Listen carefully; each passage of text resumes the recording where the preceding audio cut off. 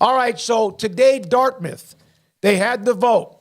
They voted 13-2, the men's basketball team. It's the first public reveal of a union election in college athletics. So now what does this mean? Well, it means that now the long process of getting approved to be an actual union goes into effect. It's going to be a long time. And this is like, wildfire would not be the right term. It would be the opposite. Like this will be a slow trickle. And another reason, like you don't need to have a union to collectively bargain. Obviously, I guess it helps to do that, but this is going to be more and more popular. We had Steve Berkowitz on yesterday. If USC, gets the result they want in their court case, and those or the USC athletes do, maybe not USC as an institution, this could completely start a kind of a wave around college athletics of the athletes unionizing and becoming employees of the university. So the NCAA and the powers that be need to find a solution to this fast, or a solution will be made for them.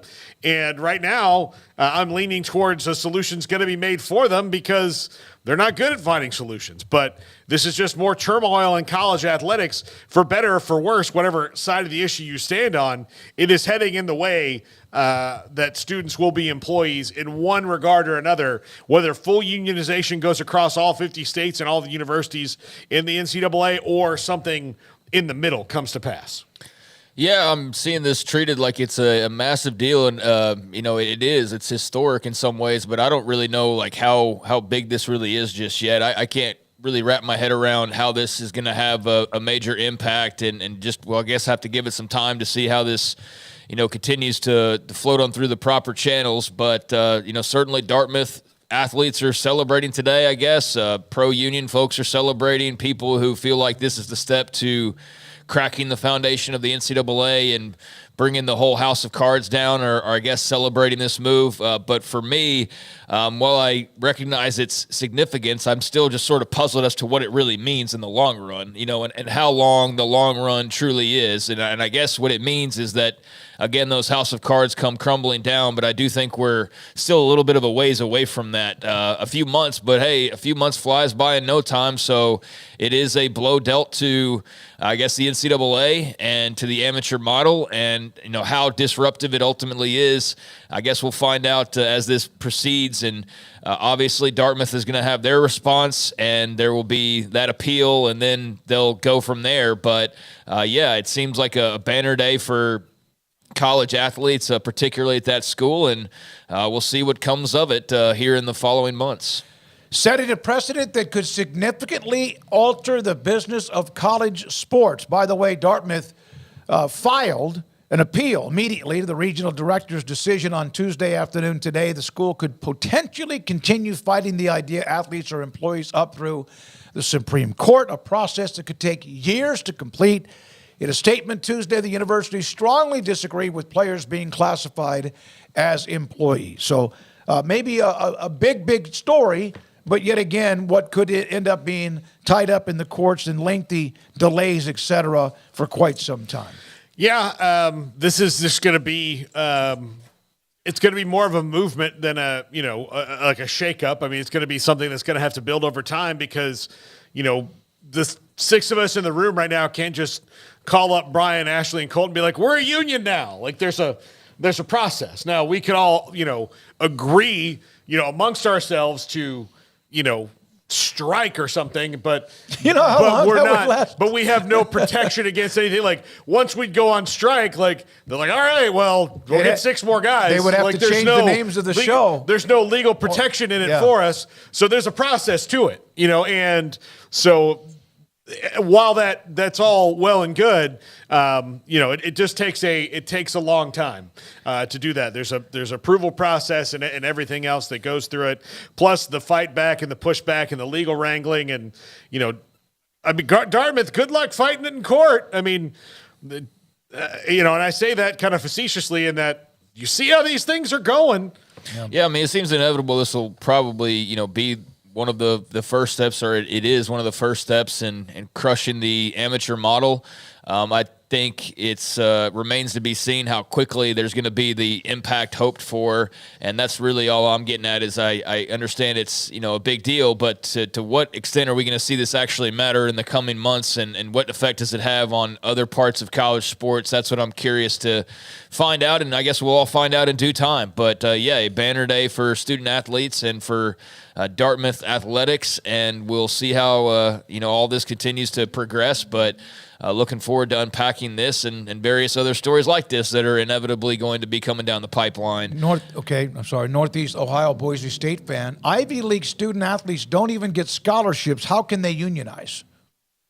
Well, they get the Pell Grants and what I guess comes to them. I don't know. Again, this is very complicated. Okay, here's what I'll say.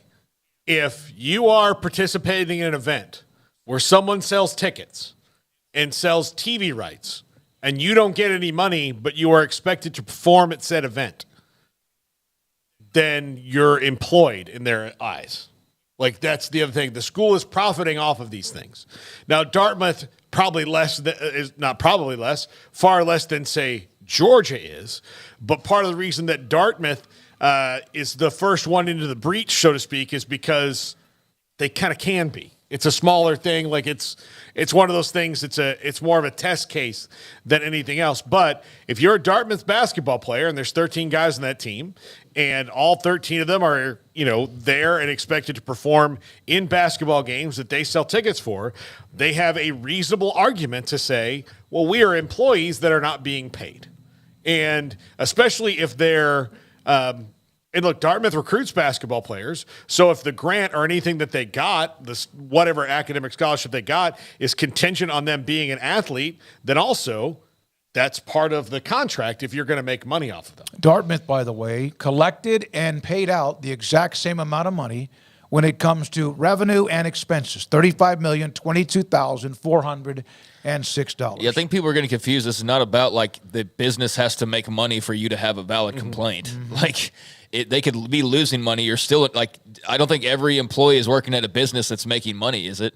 There's plenty of people working. Some people work at Spirit Airlines. Yeah, exactly. Some people work at places that don't make money. It doesn't make them not an employee because the place doesn't make money. So, I mean, just wanted to make that very clear. So, yeah, Dartmouth athletics in general is not breaking the bank or raking in cash.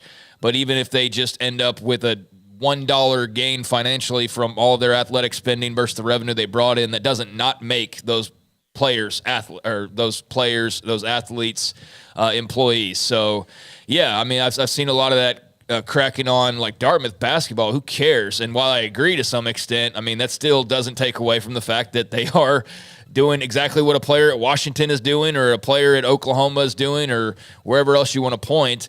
Those schools might make way more money, but it's the same premise, and it doesn't really matter what they're raking in as far as TV deals or broadcast rights or things like that. It's simply trying to get health insurance. It's trying to get injuries paid for, which if you want to talk about the comparisons of schools, if you're a player at Georgia and you tear your ACL, I think you're getting treated a lot better than a player at Dartmouth who tears his ACL. And so that's part of the kind of thing that they're fighting for is medical treatment that's guaranteed, things of that nature that they might not otherwise have. So it's important. I mean, we've been going over it incessantly that players for a long time haven't been treated the way they should have been treated. There's been a big pendulum swing back the other way. For some people, like probably too much of a swing back the other way. But, I mean, you got to take into account they're making up for decades of lost time and literally not having control over any single thing whatsoever. So now it's about trying to claw back and grab what they feel is rightfully theirs as far as athlete rights goes. And so if this is the big momentum swing that gets this ball rolling everywhere else, then it'll be notable for that. But, I mean, the guys involved in this probably aren't going to see any benefit from this. I mean, at least the guys graduating aren't, because it's going to be tied up in courts potentially. And if it drags out for a few months, well, it's March. So if you're a senior, you're not seeing a dadgum thing from this. I mean, that's pretty much guaranteed. But players down the line, that's who you're really fighting for. So, yeah, it's big news, and we'll see again what comes of it eventually when it filters out and has an effect on everything else college sports-wise.